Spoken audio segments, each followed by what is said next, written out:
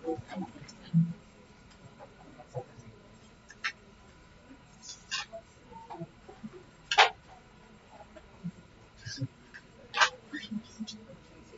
हमने 3 तक हो गया कंप्लीट, क्योंकि थर्ड मैंने ही बताया था। 1 और 2 आपको होमवर्क दिया था, ऐसे ही था अपने पास। अब नेक्स्ट क्वेश्चन नंबर 4। तो 4 और 5 दोनों सिमिलर टाइप ऑफ सम है, तो 4 मैं सॉल्व करके देता हूँ, 5 आप लोग कंप्लीट करना। तो सम नंबर 4 इक्वेशन है 1 upon x plus 1 upon y plus 1 upon z is equal to minus 2. Next we have 1 upon x minus 2 upon y plus 1 upon z is equal to 3. Third equation is 2 upon x minus 1 upon y and then plus 3 upon z is equal to minus 1. और हमको क्या find out करना है, x y z. Equation note कर लो जरा सब लोग।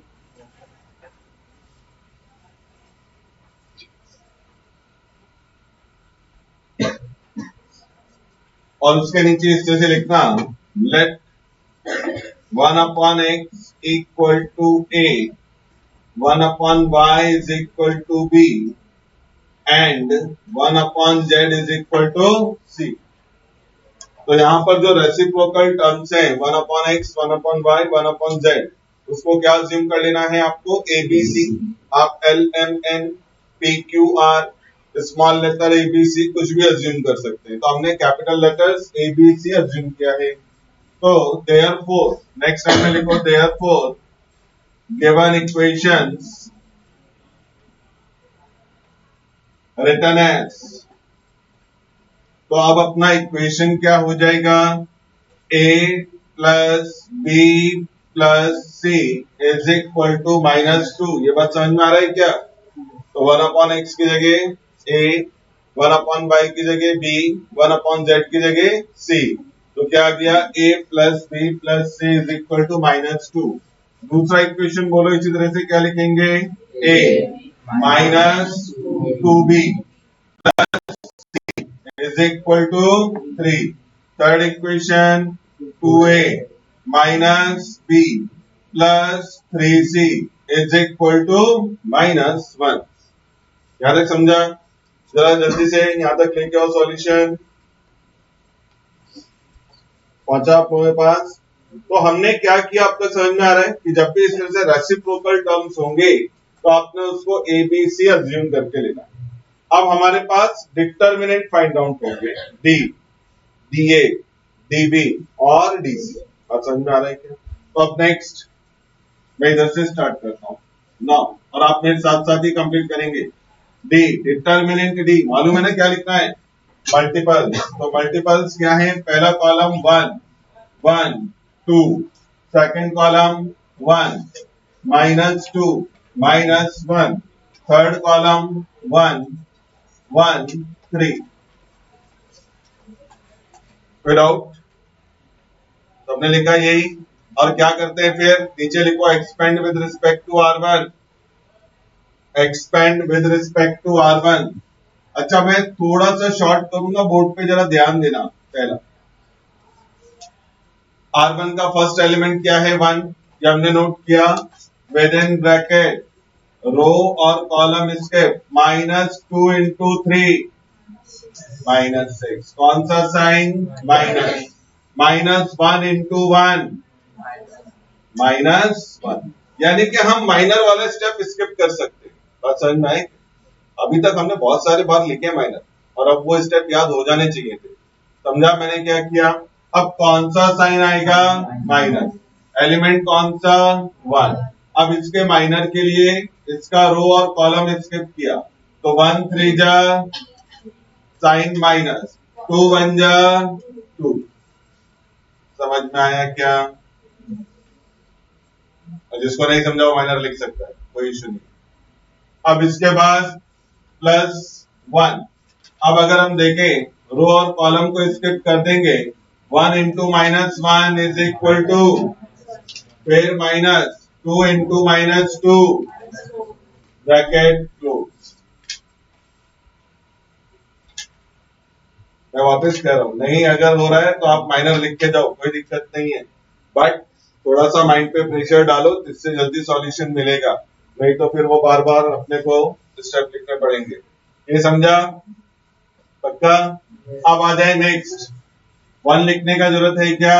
नेक्स्ट ये क्या हो जाएगा? -6 + 1 -3 - 2 क्या मिला ब्रैकेट के अंदर?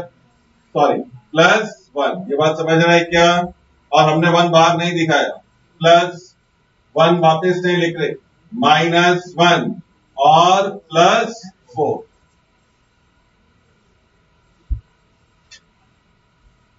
आया यहां तक? अब -6 + 1 क्या मिला? ये भी -1। 4 - 1 क्या मिलेगा? 3। तो इसका मतलब -5 - 1 क्या हुआ? और +3 -3। तो सबके पास d का वैल्यू आ गया -3। किसी को डाउट है? पहुंच गया है?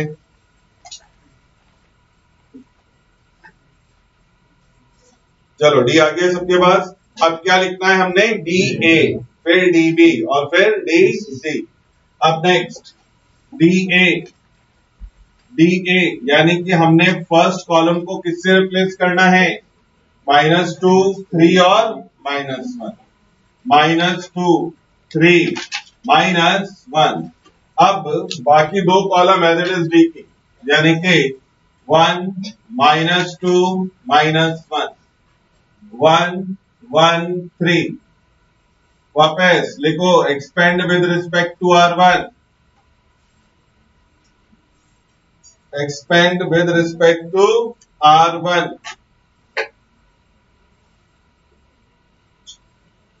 किसी को डाउट तो नहीं है ना ये कैसे लिखा हमने?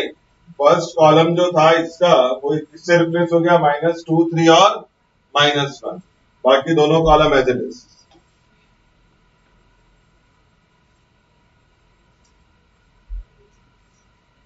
अब मैं एक्सपेंड कर रहा हूं तो आप लोग जरा ध्यान दें। -2 क्योंकि प्लस से स्टार्ट होता है तो ये माइनस का 2 आ जाएगा। रो कॉलम इसके -2 3 जा -6। कौन सा साइन? माइनस। -1 × 1 -1। थोड़ा सा आप लोग दिमाग पे प्रेशर डालो, इजी सॉल्यूशन मिलेगा। एक बार अगर ये हो जाएगा तो अपने स्टेप शॉर्ट हो जाएंगे। अब कौन सा साइन आता है? माइनस। क्या लिखा? 1। अब किसको यहाँ पर 1 का रो और कॉलम इसके समझ में आ रहा है? तो 3 3 जा क्या साइन? माइनस। -1 × 1 ब्रैकेट के अंदर लिखा। अब यहाँ पे कौन सा साइन आएगा? प्लस। एलिमेंट कौन सा आएगा? 1। अब इसका रो और कॉलम जोड़ देना है। 3 × -1 कौन सा साइन? माइनस। -1 × -2 -1 × -2 2। ये समझ में आया? किसी को कुछ और तो नहीं मिल रहा है? अब जरा देखें, -2 -6 + 1 -1 लिखना चाहो तो लिखो, नहीं तो मत लिखो। 9 + 1 + 1 और ये मैं वापस 1 नहीं लिखा हूं। और ये क्या आ जाएगा? -3 - 2। अब जरा ध्यान देना, -6 + 1 -5 × -2 10। 9 + 1 बाहर कौन सा साइन? और प्लस माइनस तो क्या रह गया? 10 से 10 कैंसिल ना, तो इट इज इक्वल टू -5।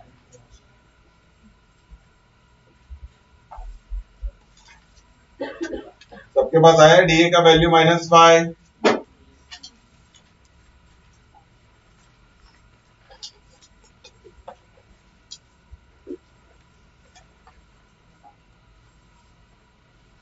अब क्या कैलकुलेट करना है? डीबी। मैं यहीं से इंप्रूव कर रहा हूं, मतलब मैं इसको रब कर रहा हूं। ये हो गया ना सबका डीए नोट करके? अब हम यहां पर डीबी फाइंड आउट करेंगे।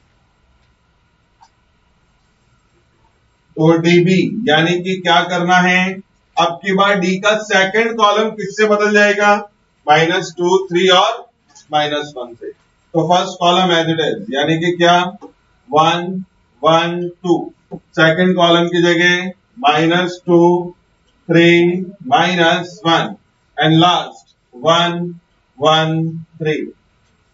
वापस expand with respect to R1। 1 row column cancel, 3 3 जा 9 माइनस और -1 -2। ध्यान देना माइनस आता है ना अपने पास, पहले प्लस फिर माइनस, लेकिन एलिमेंट भी कौन सा है, माइनस का, तो ब्रैकेट में -2। अब इसका रो और कॉलम छोड़ दिया, 1 3 जा 3, साइन कौन सा, माइनस, 2 1 जा 2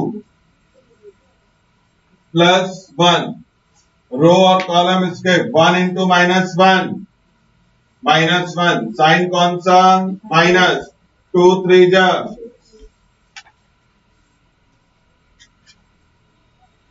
पहुंचा। अब मैं थोड़ा और शॉर्ट कर दूंगा, 9 माइनस माइनस 9 +1 10 1 जा, समझ में आया मैंने क्या, 3 - 2 1 माइनस माइनस 2 इंटू 1, तो कौन सा 2, प्लस का 2, फिर -1 -6 पक्का -7 और 1 इंटू -7, तो प्लस की जगह -7। समझ में आ रहा है कुछ, या सब नींद में है। 10 + 2 12 - 7 5, तो dB = 5 और dA क्या मिला था हमको, -5 शायद, ऐसे ही ना।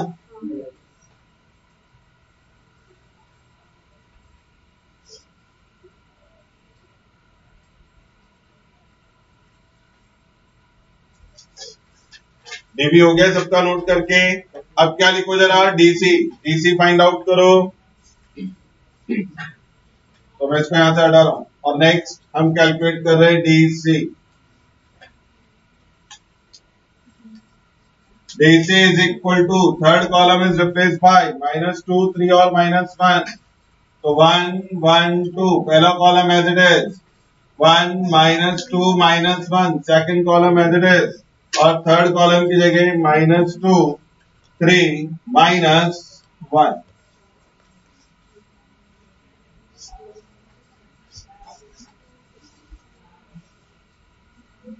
अब इसे फिर से एक्सपेंड कर लेंगे, 1, आप बोलो मैं लिखता हूं, बोलो अभी 1 के साथ अंदर ब्रैकेट में क्या आएगा,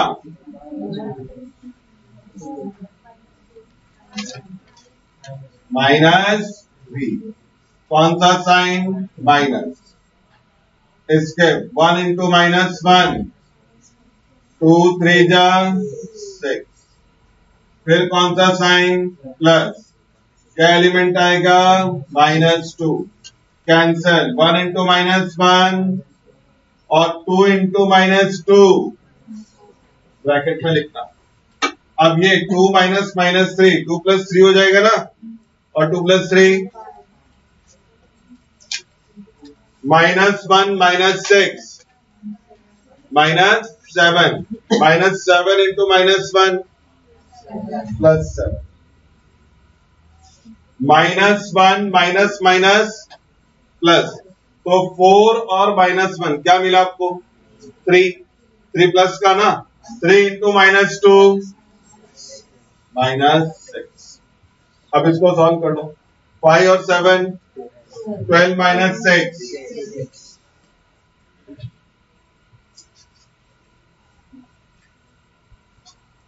पहुंचे सॉल्यूशन। अब जरा चेक कर लो, डी का वैल्यू हमने कितना फाइंड आउट किया था, -3, डी ए का वैल्यू, डी बी का वैल्यू और डी सी का वैल्यू 6। यहां तक पहुंच गया आपके पास। हम क्या कैलकुलेट कर सकते हैं, ए बी सी, क्या कैलकुलेट करेंगे, ए बी सी। अब इतना आने के बाद सबका सॉल्यूशन यहां तक पहुंच गया ना? तो अब नेक्स्ट ऐसा लिखो A इज इक्वल टू, क्या लिखेंगे आप? DA upon D। D A का वैल्यू बोलो -5, डी का वैल्यू -3। तो क्या मिला हमको? 5/3। बात समझ में आ रहा? अब B फाइंड आउट करें। B is equal to DB upon D, यानी कि 5/-3 एज इट इज छोड़ दो। यानी कि आप लिखना चाहो तो माइनस, क्योंकि डिनोमिनेटर में माइनस का साइन नहीं रखते तो इसको ऊपर शिफ्ट करना है, तो -5/3।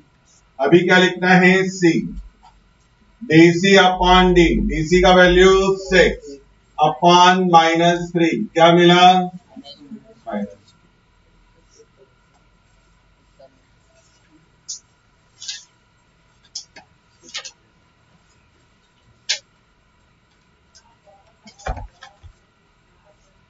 और क्या यहाँ तक सॉल्यूशन?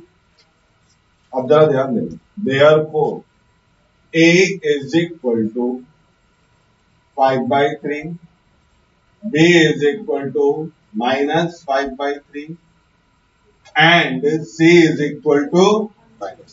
क्या हमको ABC फाइंड आउट करना था? नहीं, हमको तो क्या फाइंड आउट करना था? X y. अच्छा, आपको याद है A का वैल्यू क्या था? 1/x इक्वल टू, समझ में आ रहा है मैं क्या कर रहा हूं? 1/y is equal to and 1/z is equal to, अब मुझे x चाहिए तो रिवर्स कर दे। अगर रिवर्स करेंगे तो x इक्वल टू क्या आ जाएगा? 3/5। अब ज्यादा नहीं सोचना है तो ऐसा भी समझो। ऐसे ही जरा बोलो y का वैल्यू क्या होगा? -3/5 एंड z का वैल्यू क्या होगा? -1। देखो माइनस कभी नीचे नहीं लेते हम लोग। 1/-2 लिखने की जगह क्या लिखा? -1/2। तो ये रहा हमारे पास फाइनल सॉल्यूशन।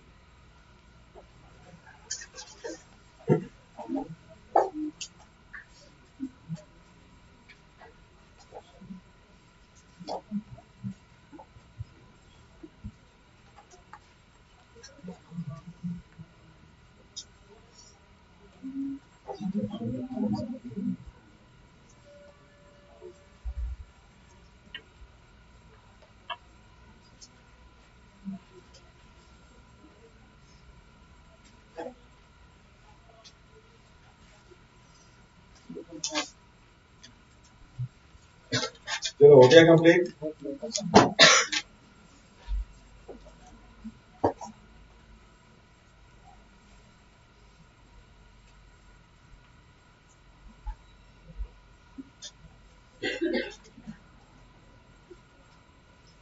अब बिल्कुल सिमिलर इसका पार्ट नंबर 5 है। कर पाओगे अपने आप कंप्लीट? तो वापस सेम स्टार्ट करना।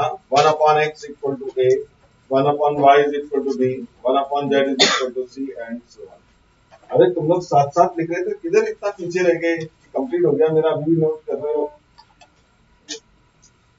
अब इसके बाद मैं नेक्स्ट यहां पर जो टॉपिक स्टार्ट कर रहा हूं, क्वेश्चन नंबर 2 नहीं ले रहा हूं। उसमें आ रहा है show the following equations are consistent. Equations are consistent. अब आप अगर देखें तो आपको 3 इक्वेशन मिली हुई है ना हर एक क्वेश्चन में, और आपको कहा गया है show that the equations are consistent. अब ये कंसिस्टेंसी का मतलब क्या है? अगर ये कह रहे हैं कि equations are consistent then what? Then what? If given 3 equations are consistent in 2 variables x and y, then what? इसका मीनिंग क्या है?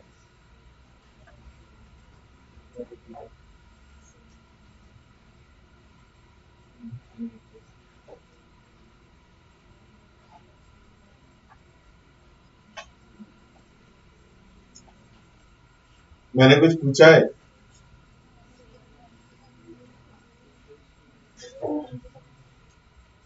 हाँ तुम खड़े हो। कुछ बोल रहे हो, बोलो। हाँ तो उससे बता, तो मुझे बता ना।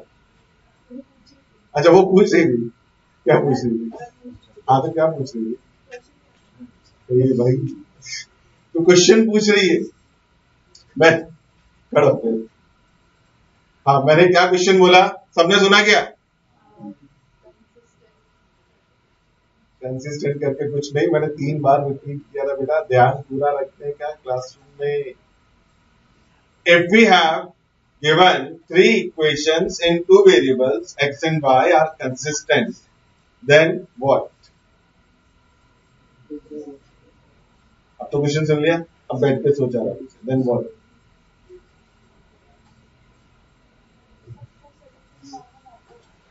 सबका कॉमन सॉल्यूशन आता है, मतलब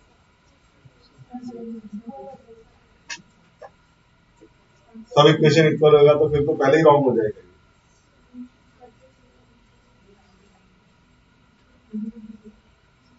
लिखो जरा, लिखो लिखो। हेडिंग डालो, consistency of equation, consistency of equations, consistency of equations। लिखा? अब इसमें अंडरलाइन करके नेक्स्ट लाइन से लिखना शुरू करो। ये तो हेडिंग डाला मैंने, कंसिस्टेंसी ऑफ इक्वेशंस। अब नेक्स्ट लाइन में जाके लिखो, if we have 3 equations, if we have 3 equations in 2 variables, in 2 variables have common solution, have common solution, then we say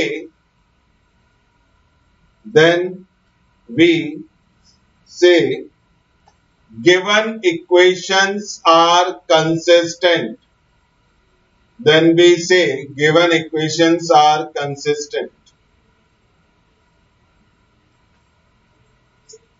हाँ तो अभी जो तुम बोल रहे थे वही है ना, क्या?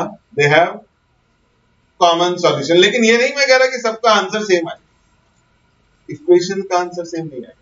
मतलब इसका ये होता है कि if we solve any 2 equation for x and y, then this x and y satisfies the third equation। जरा ध्यान दो, अरे वापस मेरी बात सुनो, मैं क्या कह रहा हूं कि इनका जो मीनिंग है वो क्या है कि अगर आप किसी 2 इक्वेशन से x और y फाइंड आउट कर लें और वो तीसरे इक्वेशन को भी क्या करें, सेटिस्फाई करे या वेरीफाई करे या उसको LHS इक्वल टू RHS लेके आ जाए, देन वी से the equations are consistent.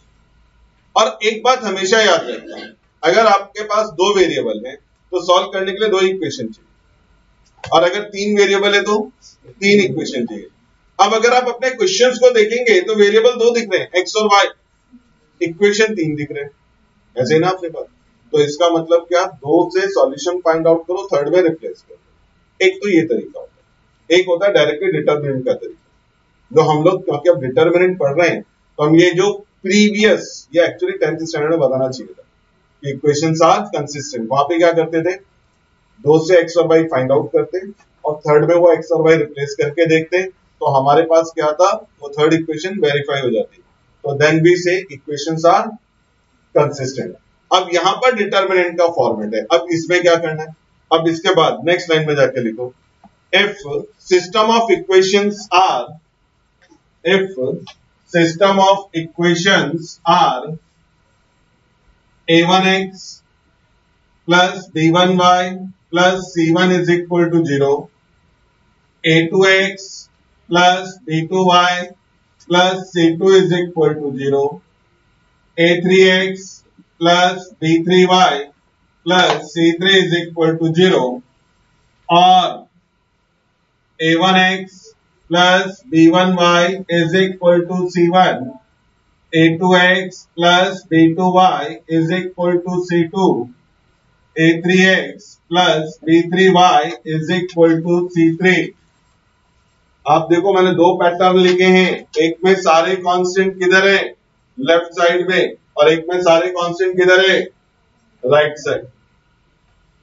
Mix नहीं होना चाहिए, या तो ये फॉर्मेट हो या ये फॉर्मेट हो, क्योंकि कई बार कंफ्यूज करने के लिए क्या करते हैं, दो इक्वेशन में कांस्टेंट किधर देंगे, लेफ्ट साइड, और थर्ड में किधर लिख देंगे, राइट साइड।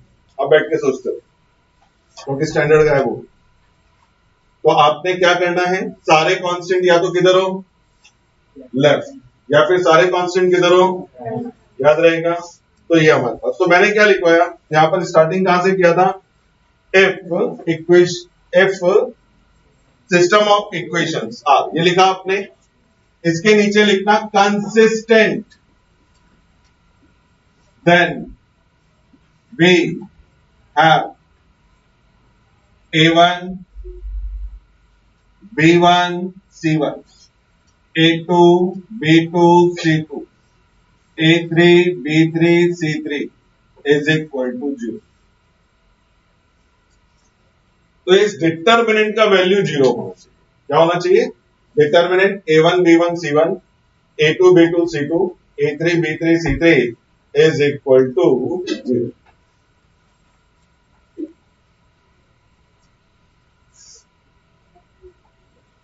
तो हमने लिखा कंडीशन, तो कंडीशन याद रहेगा। तो हमने कंडीशन क्या बताया, डिटर्मिनेंट, डिटर्मिनेंट किसका, जितने भी मल्टीपल्स है, A1 A2 A3 B1 B2 B3 C1 C2 C3, और ये डिटर्मिनेंट क्या जाना चाहिए आपका, 0 होना चाहिए। तो ये तो आ गया हमारे पास कि फॉर्मूला यूज किया होगा। अब हमारे पास इसमें जो क्वेश्चन है, अगर आप देखें तो क्वेश्चन नंबर 3, अब थर्ड क्या बोला है इसने, show that the following equations are consistent, ऐसे ना हमारे पास। अब लिखो जरा, गिवन इक्वेशंस आर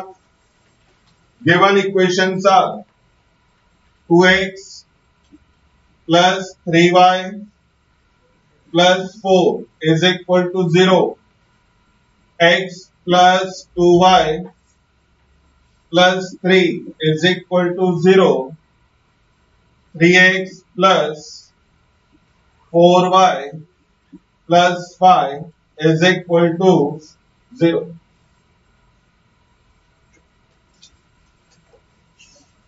सबने नोट किया इक्वेशन।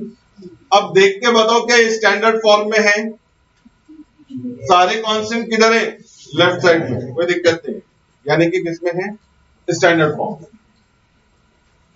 आपने लिखा गिवन इक्वेशंस आर, नीचे लिखो कंसिस्टेंट एफ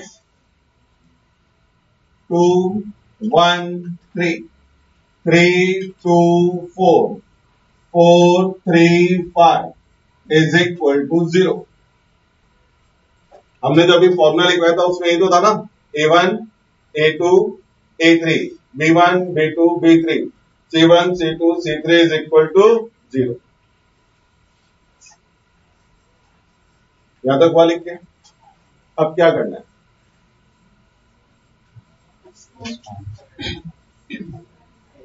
क्या करना है, हाँ, LHS इक्वल टू RHS। ये तो मैंने क्या लिखा, ये होना चाहिए इफ।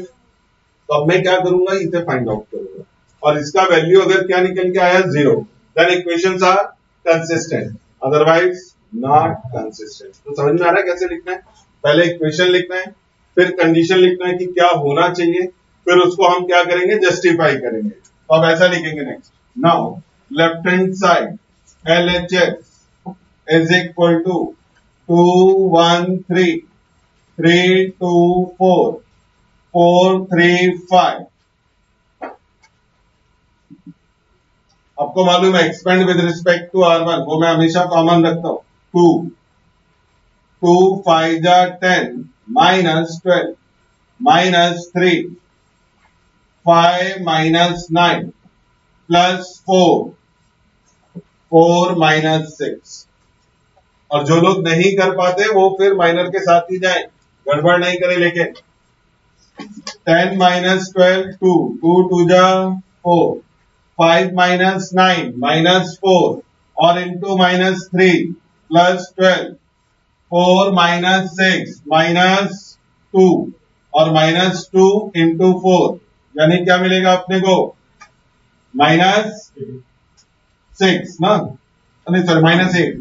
ये आ गया अपने पास, हाँ यहाँ माइनस का, अब अगर आप देखो क्या जीरो आ रहा है अपने पास, -8 और -4 और ये प्लस का 12 zero is equal to right answer. मिला सबको? अब एक स्टेटमेंट नीचे लिखना है, यहां तक आया क्या? जीरो आ गया? तो एक स्टेटमेंट लिखो, therefore given system of equations are consistent, therefore given system of equations are consistent।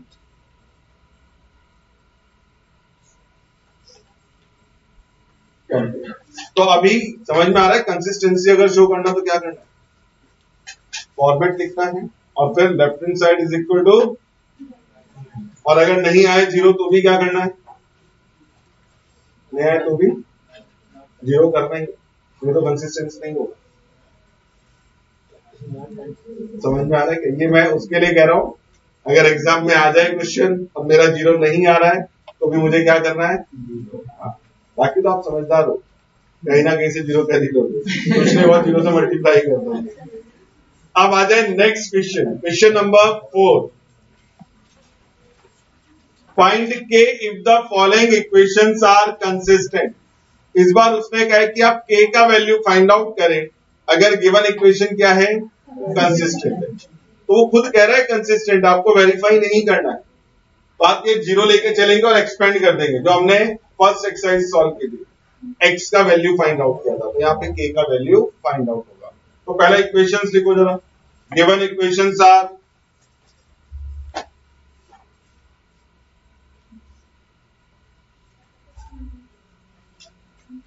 Equations note कर लो और ऐसे ही स्टार्ट करो, गिवन इक्वेशंस आर,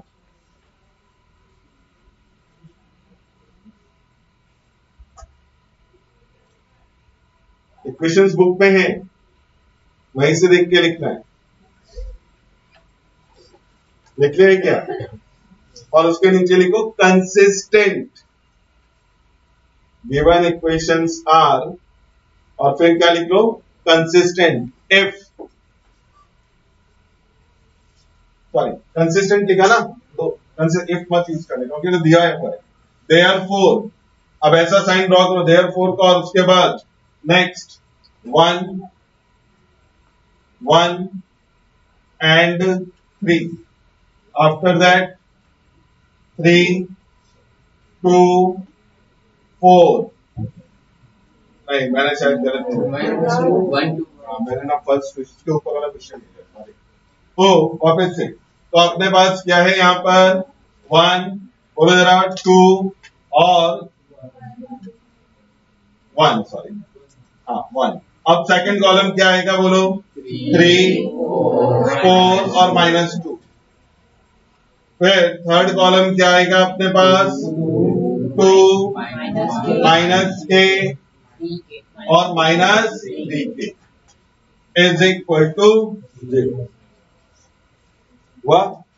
सॉल्व करो, k का वैल्यू फाइंड आउट करो, ये आपको आना चाहिए, मैं नहीं बताऊंगा। एक्सपेंड करो और मुझे k का वैल्यू बताओ क्या है।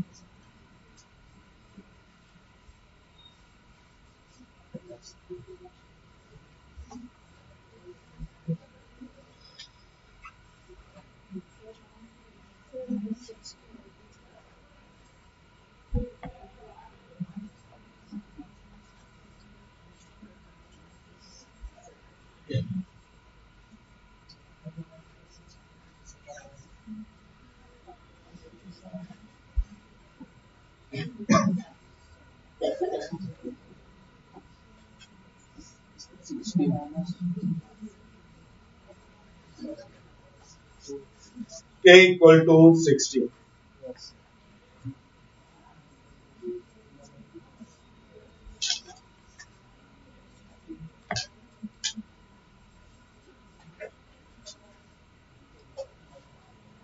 तो बहुत सिंपल सा ही सम था, कोई बहुत एडवांस सम नहीं था। सिर्फ आपने क्या करना है, और देखो पहले ही एक्सरसाइज मैंने बार बार कहा कि इसका फर्स्ट एक्सरसाइज इंपॉर्टेंट है जिसमें एक्सपेंशन है, बाकी उसको ही हम लोग सिर्फ अप्लाई करते जा रहे हैं। तो k का वैल्यू क्या मिल गया हमको 16, सबको मिल गया 16। सेकंड स्टार्ट तो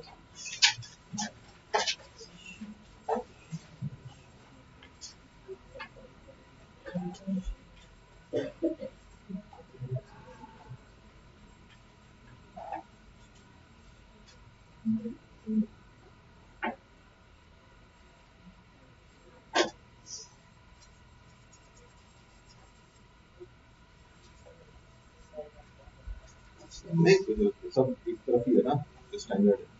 यहाँ पर आप ध्यान देना, जितने भी कांस्टेंट है ना, वो आपको सब किधर मिले हुए हैं, राइट में मिले हैं। तो सारे राइट में ही है, इसलिए किसी को चेंज करने की जरूरत नहीं, डायरेक्टली कंडीशन लिखना, या तो सारे लेफ्ट हो या फिर सारे राइट, तो राइट है।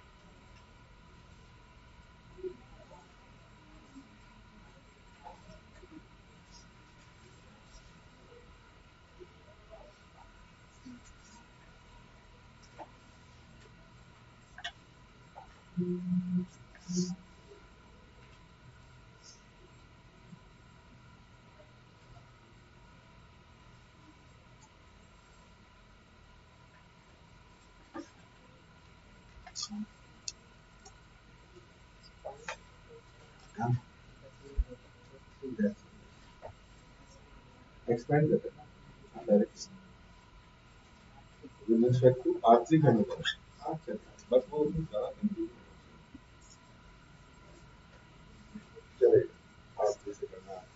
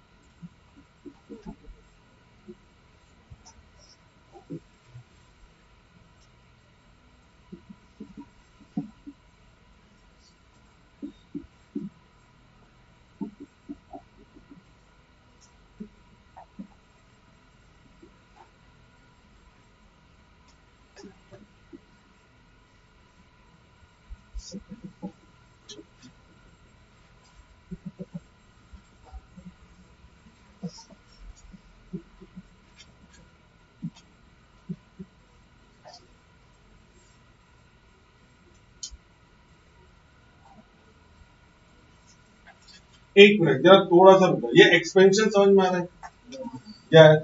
मैंने आगे के सॉल्यूशन में क्या किया वो जरा समझता हूं। इन दो ब्रैकेट्स में या इन दो टर्म्स में देखें तो k-1 कॉमन दिख रहा है, ये बाहर निकाल, ये पहले सिंप्लीफाई किया था, यानी कि ये k-1 ये k-1 बाहर निकाल। अब अंदर क्या रह गया, कौन सा साइन है, फिर क्या रह गया, ये समझा, ब्रैकेट क्लोज कर। इधर अगर आप ध्यान दें k से k क्या हो गया था कैंसिल, 2 - 1 यानी कि क्या 1, 17 इंटू समझ में आ रहा है मैंने क्या, आगे जरा अब इस ब्रैकेट को ओपन किया, यहां पर 5k माइनस 5k और प्लस का क्या हो जाएगा, साइन चेंज करना है, बार माइनस होगा, ये ध्यान रखना है। माइनस का 5k प्लस का 5k, -28 और +23 +17 इज इक्वल टू, अब ये -5 से इसके अंदर मल्टीप्लाई कर रहे हैं, जरा ध्यान दो, k इंटू -5 -1 इंटू -5 और प्लस का 5 + 17 22 अपोजिट गया, तो अभी k is equal to -22 upon -5 which is equal to 22 upon 5। तो मैथ्स के क्वेश्चन सॉल्व करते वक्त थोड़ा सा आगे का स्टेप ध्यान रखा करो कि जैसे यहाँ पर दो टर्म कॉमन दिख रहे हैं, मल्टीप्लाई करके भी होगा, ऐसा नहीं कि वहां पे नहीं आएगा, लेकिन थोड़ा सा एक्सपेंशन हो जाएगा, आएगा सेम, ऐसा नहीं कि कुछ अलग हो जाएगा। वहां 5k² कैंसिल होगा अगर आपने मल्टीप्लाई ओपन कर दिया तो, नहीं तो ये इस तरह से सिंप्लीफाई।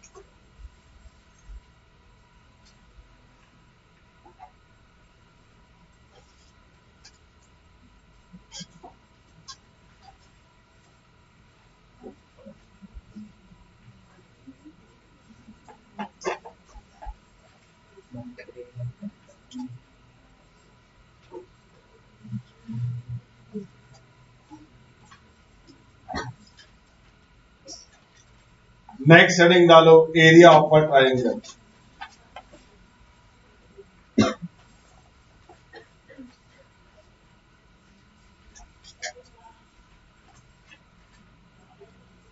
एरिया का प्रॉब्लम मालूम है ना ट्रायंगल का, चलो पूछते हैं फिर वो मालूम।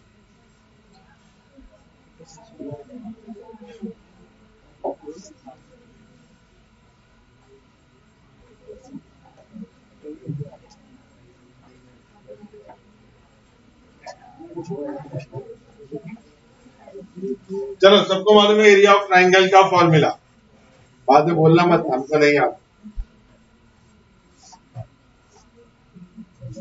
बॉयज से या गर्ल्स से, किधर से स्टार्ट, बॉयज से, गर्ल्स से स्टार्ट, गर्ल्स को आता है, उन्होंने बोला पहले, हाँ हमको आता है, बॉयज से किसी ने नहीं बोला हमको आता है। चलो बॉयज एक साथ ही बोलो जरा, एरिया ऑफ ट्रायंगल का फॉर्मूला सब एक साथ बोलो, बेस इनटू हाइट। अच्छा ये ट्रायंगल कैसा होना चाहिए, राइट एंगल होना चाहिए कि नहीं होना चाहिए,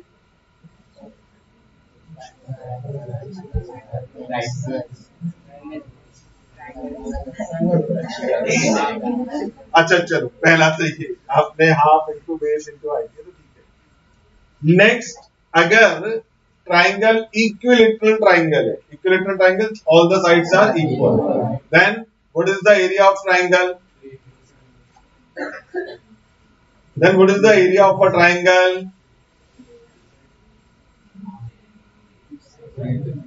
side square, तो एरिया ऑफ स्क्वायर क्या होगा? Side square by 3.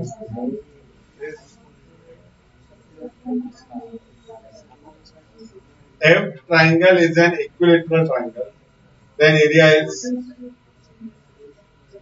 root 3 by 4 side square. क्या? Root 3 by 4 side square.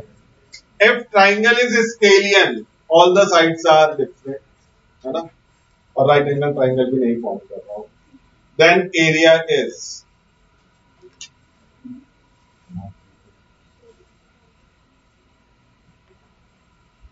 area of triangle. If triangle is scalene, means all the sides are different. और ये right angle भी नहीं form कर रहा. Right angle फॉर्म करेगा तो half into base into height चला जाएगा. एक फॉर्मूला था root of s minus a s minus b s minus c याद है कुछ? Where s is the semi perimeter यानी कि a plus b plus c by 2. यानी कि अगर किसी ट्राइंगल के साइड्स का लेंथ a b c हो तो पहला s फाइंड आउट करते हैं which is a plus b plus c by 2. फिर हम फॉर्मूला लिखते हैं within root s minus a s minus b s minus c. चलो सबको याद है? तो आपने सारे आंसर्स बताए प्रॉपर. तो एरिया ऑफ ट्राइंगल. लेकिन अब यहां पर हम जो एरिया फाइंड आउट कर रहे हैं वो किसके हेल्प से? डिटरमिनेंट की हेल्प से.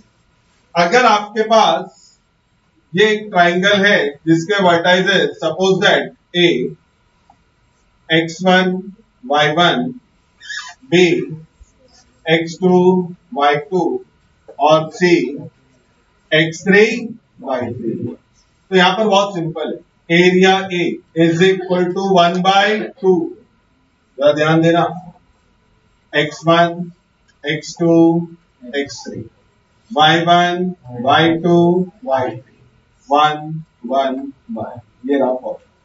इससे किसी भी तरह के ट्राइंगल का एरिया निकल जाएगा. आपको सिर्फ क्या मालूम होना चाहिए? वर्टाइसेस.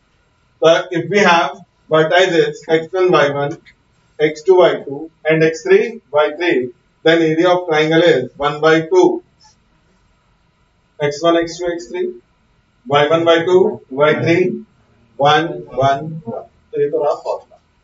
अगर मैं अब आपसे ऐसा क्वेश्चन अराइज करूं या आपके लिए ये क्वेश्चन पूछूं, if x1 y1 x2 y2 and x3 y3 are collinear, then इस बार मैंने लिख दिया ताकि कोई बोले ना. क्वेश्चन बना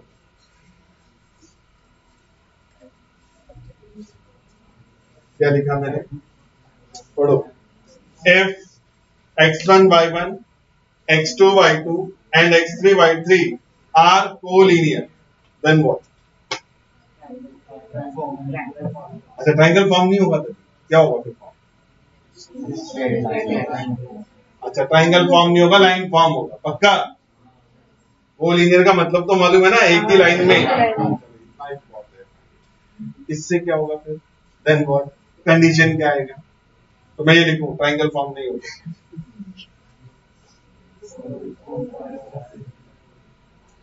If x1 y1 x2 y2 x3 y3 are collinear, then triangle form नहीं होगा. अब सब लोग होगा.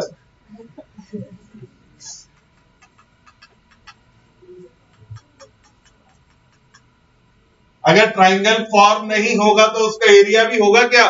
नहीं. एरिया भी 0 होगा. तो एक की जगह क्या आ जाएगा? 2 क्रॉस हो जाएगा तो क्या आ जाएगा? तो कंडीशन क्या बना? x1 x2 x3 y1 y2 y3 1 1 1 is equal to 0. ये आ गया कंडीशन. बिल्कुल आपने सही बोला. क्या? एरिया नहीं, सॉरी ट्राइंगल नहीं बनेगा. और अगर ट्राइंगल फॉर्म ही नहीं हुआ तो उसका एरिया आएगा क्या? आंसर है नो. तो एरिया की जगह क्या हो जाएगा? 0. और 2 को 0 के साथ क्रॉस कर देंगे तो क्या आया? 0. तो इसका मतलब कंडीशन क्या अराइज हुआ? x1 x2 x3 y1 y2 y3 1 1 1 is equal to 0. So if 3 points are collinear, then it is the required condition. अब यही क्वेश्चन हमने पहले भी सॉल्व किया. 3 points are collinear. Distance formula. Yeah. Line का equation form करके भी है. तो डिस्टेंस फॉर्मूला से क्या करते थे? If we have to show these 3 points, suppose that A, B, C are collinear, then क्या शो करते थे?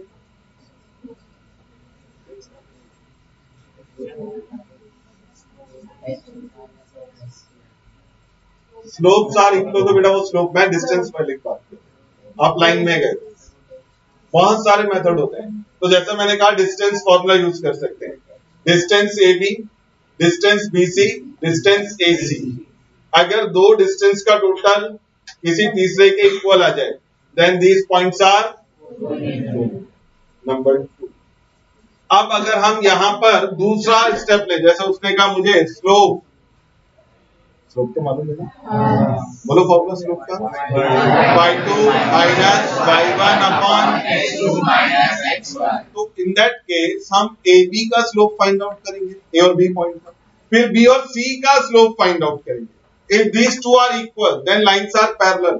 But here B point is common, so that means A, B, C are collinear. दूसरा step, एक मैं लिख चुका हूं, दो मैं बता चुका हूं. Third condition, we form equation of line from 2 points. क्या फॉर्म करेंगे? Equation of line from 2 points. x1 y1 x2 y2 से जाने वाले लाइन का इक्वेशन क्या होता है? What is the equation of line passing through the points x1 y1 and x2 y2? मुझे ऐसा लग रहा है कि कॉमर्स के क्लास में आके आईआईटी के क्वेश्चन पूछने शुरू कर दिया अचानक से, सब ब्लैंक होके बैठे. y minus y1 divide by x minus x1 is equal to y2 minus y1 upon x2 minus x1. या फिर दूसरी तरीके से y minus y1 equal to y2 minus y1 upon x2 minus x1 into x minus x1. 2.4 line का गायब खत्म. 9th standard. इधर पढ़ते जाओ, पीछे डिलीट मारते जाओ. सॉफ्टवेयर अपडेट ही नहीं होता है. अपग्रेड करो जरा. ये जो पुराना सॉफ्टवेयर लेके बैठे हो ना तुम लोग, हैंग हो रहा है, काम नहीं कर रहा, पीछे का कुछ याद ही नहीं आता. ये वैसी कंडीशन है. मेरी क्लास में एक ये लैपटॉप है और 3 लैपटॉप है. ये नया वर्जन का लैपटॉप है, बहुत अच्छे स्पीड से चलता है. जैसे एंटर करता हूं वैसे रिजल्ट देता है. एक ऐसा भी है, उसको ऑन करूंगा तो 10 मिनट पहले ऐसा ऐसा घूमता रहे, उसके बाद वो ऑन होगा. ऑन होने के बाद अगर मान लो मैंने ये OBS स्टूडियो पे रिकॉर्ड कर रहा हूं, उसको क्लिक कर दिया तो फिर से 10 मिनट आराम से बैठो. वो पहला लोड करेगा, उसके बाद और गलती से अगर 2 बार की प्रेस कर दिया तो फिर पूरा दिन ही लोड होगा. तो वही हालत आपकी है. क्या कमांड डाला, एंटर प्रेस किया, हैंग, रिजल्ट ही नहीं आ रहा, आउटपुट गायब है. तो भाई रैम वैम बढ़ा दो. जब फोन खरीदने जाते हो तो देखते हो ना सबसे ज्यादा रैम किधर है. हाँ, तो ऐसे ही जरा अपना भी रैम बढ़ाओ, सिर्फ फोन में रैम मत बढ़ाओ. सॉफ्टवेयर अपडेटेड रखो, ठीक है ना. पुराने वर्जन से काम मत करो. जैसे जैसे कॉलेज में आगे जाते जाओगे आपके वर्जन बढ़ने चाहिए, नहीं तो आप आउटडेटेड होते जाओगे और बाकी लोग आगे निकलते जाएंगे, आप पीछे होते जाओगे. बहुत सिंपल सा लॉजिक है. और मैं अभी पढ़ रहा था एक स्टेटमेंट, सुपर 30 नाम सुना है किसी को? ठीक है ना. सुपर 30 जो बिहार का एक इंजीनियर है, वो जो रन करता है, मिस्टर नाम स्लिप हो रहा है, सिंह करके है, अरुण और जो भी है, ठीक है ना.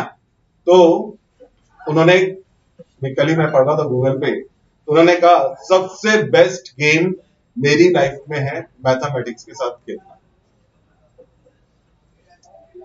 सबसे बेस्ट और सबसे इंटरेस्टिंग. आप जितना इसको प्रैक्टिस करोगे उतना इंटरेस्ट बढ़ेगा, नई नई चीजें बहुत जल्दी समझ में आएंगी. जितना इससे बच के भागोगे, ये वो भूत है जो कभी पीछा नहीं छोड़ेगा। याद रख, मैथ्स एक ऐसा भूत बन जाएगा तुम्हारे लिए जो हमेशा तुम्हारे पीछे भागता रहेगा, और तुम उससे कितना भी पीछा छुड़ाओगे नहीं जाओगे। अभी अपन लोगों ने 2 क्लास डिस्ट्रीब्यूट किया, मैं हमेशा बोलता हूं, अब देखो कल पेपर डिस्ट्रीब्यूशन हुआ था, जहां इस क्लास में बच्चों ने रिलेटिवली उनसे बहुत अच्छा लिखा है, बहुत कम लोगों के 10 के नीचे स्कोर है, वैसे 1 का 0 भी है, वो बताऊं, ठीक है, बट उधर किसी का भी 5 और 7 के ऊपर नहीं जा रहा स्कोर। अब समझ में आ रहा है क्या हो रहा है? इधर मैक्सिमम स्टूडेंट इजिली 10 क्रॉस कर रहे हैं, तो उधर एक भी स्टूडेंट 10 क्रॉस नहीं कर पा रहे। तो जो मैं पहले दिन बोलता था, याद है ना, फर्स्ट डे मैंने जब लेक्चर बोला था कि कॉमर्स स्टूडेंट एकदम खतरनाक तरह से कॉमर्स का स्टूडेंट रहता है। एक जो आप बैठे हो थोड़े कम कॉमर्स स्टूडेंट, वो जो बगल में बैठे पूरे कॉमर्स स्टूडेंट, कोई मतलब नहीं, टीचर क्या बोल रहा है, क्या पढ़ा रहा है, कुछ लेना देना नहीं। आप में भी है ऐसा, लेकिन थोड़ा कम है, उधर ज्यादा है। मतलब मैंने कल देखा सर उधर खड़े होकर पढ़ा रहे तो इधर 2 बेंचेस वाले एक दूसरे को मार रहे, सर तो उधर देख रहे ना, इधर चालू हो गया अपना नाटक चालू है। जब सर और आगे गए तो और 2 बेंचेस वाले एक दूसरे को मार रहे। मतलब कहने का उनको कोई फर्क नहीं पड़ता क्या पढ़ा रहे क्या नहीं पढ़ा रहे। मैंने आपको बोला भी होगा, हमारे अकाउंट्स के टीचर्स, हमारा 12th में ए बैच होता है मैथ्स का, बी सी डी बैच होता है एसपी का, 3 बैच। जब वो बी सी डी में जाते हैं ना, तो मैंने आपको बोला होगा कि सर ये भी बोलते हैं कि अगर मैं दीवार पे ये सर मार के फोड़ भी लू ना और मेरे को ब्लड भी निकले तो बच्चे सामने से ऐसा क्या हो रहा है, ये कौन सा फॉर्मूला है। कल तो उन्होंने अजीब ही बताया कि अगर मैं पढ़ाते पढ़ाते हार्ट अटैक भी आ जाए ना, तो वो सामने लगे, हाँ यार कुछ तो ये बता रहा है। मतलब अब आप सोचो एक टीचर के दिमाग में उन स्टूडेंट का बिहेवियर के बारे में क्या फीड है हो रखा है। अब ऐसी सिचुएशन में टीचर जब पढ़ाएगा तो क्या पढ़ाएगा, हॉरिबल ही होगा। क्यों?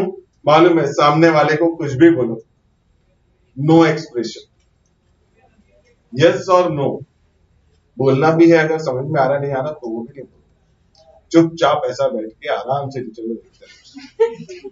लेक्चर खत्म हो जाते निकल जाते। मुझे एक और बात बताई, अगर बोर्ड पे आप लिख करके छोड़ दो, जैसे मैंने ये सम लिखा, अब आपको नोट करना है, मैं निकल गया, 1 घंटे के बाद आऊंगा तब भी लिखते मिलेंगे, 5 ही मिनट का मैं वो लिखते मिलेंगे। 2 घंटे के लिए छोड़ दिया, 2 घंटे बाद भी लिखते मिलेंगे, पता नहीं क्या लिखते। उनको ये नहीं, जब तक बोला नहीं जाए कि बेटा रुक जाओ, हो गया तुम्हारा नोट, हाँ ठीक है हो गया। और अगर हमने यहीं पे रोक दिया तो वो यहीं पे रोक दे, आगे भी नहीं जाए। ऐसे खतरनाक स्टूडेंट्स हैं, और उनमें भी मैक्सिमम वो लोग रहते जो कि 11th में क्लास ज्वाइन नहीं करते और डायरेक्टली 12th में आते हैं और उनके लिए सब कुछ नया होता है, बड़ा तो होता ही नहीं कुछ भी। तो ये कंडीशन, तो फॉर्मूला याद रहेगा, मैंने यहाँ पे लिखा है तो ये नोट कर लेना, एरिया ऑफ ट्राइंगल, और यहां पर एक कंडीशन नोट करके दिया है, आई बात समझ में, तो कंडीशन ऑफ कोलिनियरिटी या फिर डायरेक्टली एज इट इज बोल। देखते